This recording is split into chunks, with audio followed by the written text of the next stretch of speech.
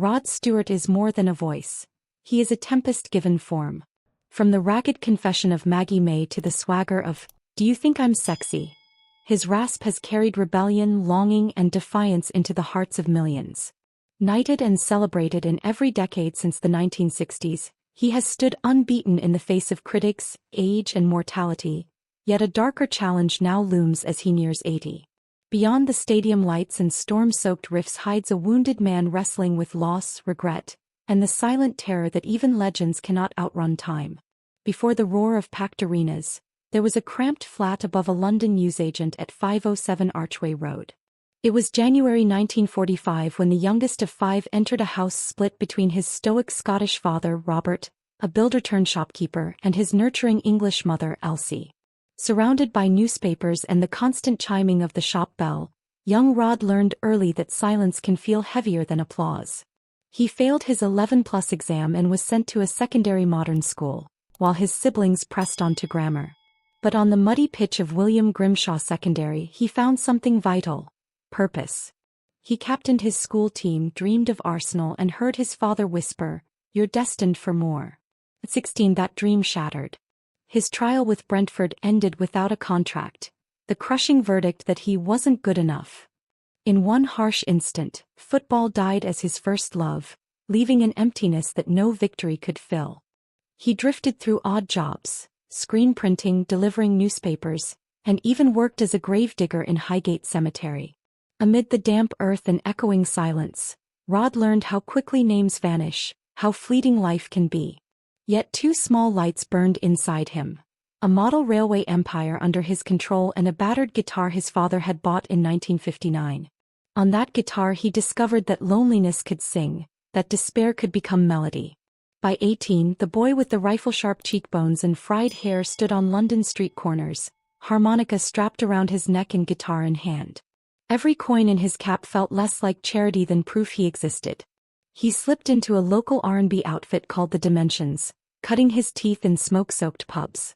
Then at 21 he joined the Jeff Beck Group, finally sharing stages with a guitar prodigy, and tasted the electricity of real limelight. But under Beck's incandescent solos, Stewart often felt like a shadow, applauded but unseen.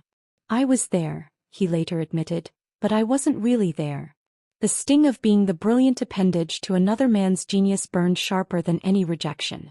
Have you ever faced a moment when failure felt like the end, only to discover it was the beginning of something greater? Share your thoughts in the comments. I'm curious to know what you think. At 24, Rod released An Old Raincoat Won't Ever Let You Down. It barely dented the charts but represented a seismic shift, the first proof that his gravel-soaked defiance could stand alone. Then in 1971 came Maggie May, a single so devastatingly honest that it catapulted him into superstardom overnight. The gravedigger's son from Highgate was suddenly Mick Jagger's peer, selling out arenas from Los Angeles to Tokyo, his platinum blonde hair a banner of eternal rebellion. The 1970s and 80s glittered with hit after hit. "Tonight's the Night," "You're in My Heart," "Do You Think I'm Sexy?" Each chorus cracking stadium ceilings and cementing his place in rock's Hall of Fame. He scored #1 singles in 6 consecutive decades, a feat almost unimaginable. Yet with fame came costs more brutal than failure ever was. Bandmates accused him of abandoning them, tabloids sneered Rod the Mod sold out, and behind every curtain call he faced the hollowness of isolation. In his own dressing rooms, silence pressed in harder than any critic's barb. As he confessed, "The summit is the coldest place of all." But Rod's deepest wound long preceded wealth or status. In 1963 at 18 he became a father to a daughter, Sarah, born into his chaos of busking and broken dreams. With no home, no stability, he made the choice to place his newborn for adoption. He later called it catastrophic, a wound that carved into his voice the gravel of regret. Fame, fortune, and limousines could never fill the silence left by the one voice he couldn't hear. 44 years later in 2007 Sarah reached out. When father and daughter finally embraced, it was not an erasure of decades lost but an acknowledgement of enduring love, proof that forgiveness, though fragile, can bloom long after the wound opens. In pursuit of redemption and a second chance at family, Rod married actress Alana Hamilton in 1979. They had 2 children, Kimberly and Sean, and for a while the dream seemed real. a home filled with laughter and bedtime stories. But as tours demanded him, distance widened at home. By 1984, the marriage crumbled and Rod faced a brutal echo of 1963's loss. Wade through the wreckage of a broken vow, he realized that howling stadiums could not substitute for simple presence.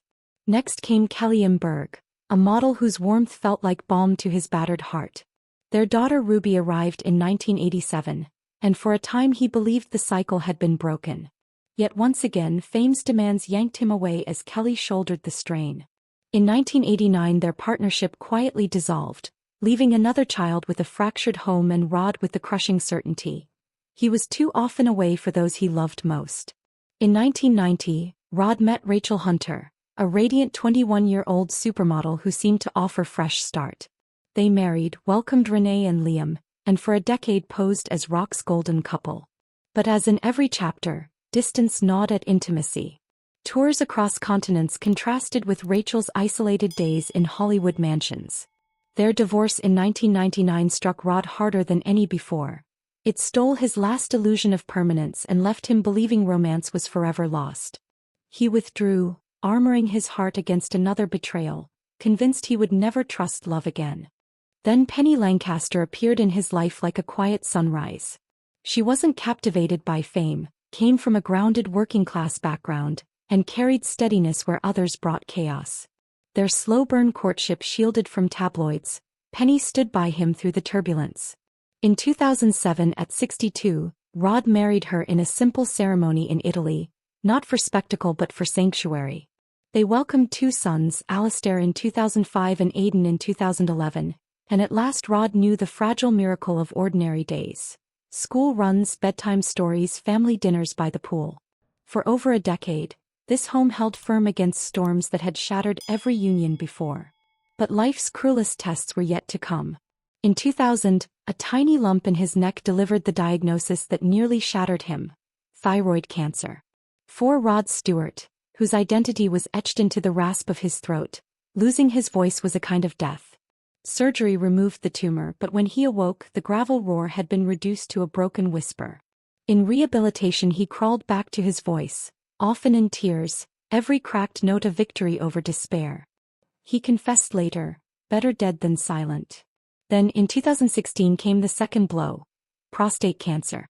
He endured treatments in secret for nearly 3 years, not wanting pity or to frighten his children. Yet each night in quiet hotel rooms his mind raced. Would he live to see his boys grow into men? Radiation left him gaunt and trembling, but every performance became an act of defiance, a prayer against silence. In 2019 when he announced he was clear, it was not a rock star boast but a survivor's plea: to men everywhere, get tested. Don't let silence kill you. Through these battles his stage presence remained undimmed, though every step reminded him of pain. Steel knees, fused ankle, a voice reborn but forever weathered. Approaching 80 he announced a global tour of over 40 shows. It will be billed as his last great rock and roll tour, yet he refuses to surrender music. Instead he shifts toward jazz standards and swing, a gentler elegance for a body that can no longer sustain the violence of rock, but a spirit that still demands the stage. Rod Stewart's legacy extends far beyond the arena. He sold over 250 million albums, scored dozen #1 singles, and in 2016 was knighted by Queen Elizabeth II. His $300 million fortune funds palatial homes in Beverly Hills and Essex, fleets of Ferraris and yachts. Yet wealth has its own hollowness. He has said, "Money builds castles but not permanence." No amount of opulence could silence the ache of broken homes or stave off mortality. He learned that time is the only currency that truly matters. Today, Rod divides his days between family life in Beverly Hills and Essex. With Penny and their 2 sons he cherishes routines that once seemed impossible. His older children have drawn closer, grandchildren's laughter echoes through the halls, and every sunrise feels sacred. He swims daily, monitors his health meticulously and raises a glass sparingly, no longer in abandon but in gratitude. The stage lights still dazzle, but his performances now carry the weight of survival. Each rasp, each tremor is testimony: I am still here. As one of the last giants of rock's golden age still standing, Rod has faced the disappearance of lifelong friends and peers. He admits that silence cuts deeper than any critic. But in that very silence he has found clarity about what endures. Love, presence, fellowship. His days of chasing chart positions and luxury are behind him. Now he holds fast to what cannot be bought. Mornings with family, whispered conversations, the quiet presence of home. Rod Stewart's story is both triumphant and tragic. He built empires of song, lost homes and marriages, stared down cancer twice, and watched his very voice slip away, only to reclaim it and roar again. Approaching 80, he refuses to rest until the very last note is sung. For him, music is not just a calling or profession. It is breath itself. To lay down the microphone would be to surrender the essence of life. In Rod's journey we see the paradox of human desire. The refusal to let go, the yearning to keep singing even when the body whispers surrender. He has everything: wealth, honors, a family who loves him, and still burns because music demands it. His legacy is not only in platinum records but in the raw proof of survival that echoes in every concert hall. As you reflect on his odyssey, consider this. When we face our own battles, illness, loss, heartbreak, do we have the stubborn courage to rise and keep singing our own song? Rod Stewart's life reminds us that resilience is born from the deepest wounds, that joy can follow regret, and that every goodbye on stage can be a defiant promise: I am still here. Title suggestion. At 80, Rod Stewart's untold tragedy and triumph. The voice that refused to die.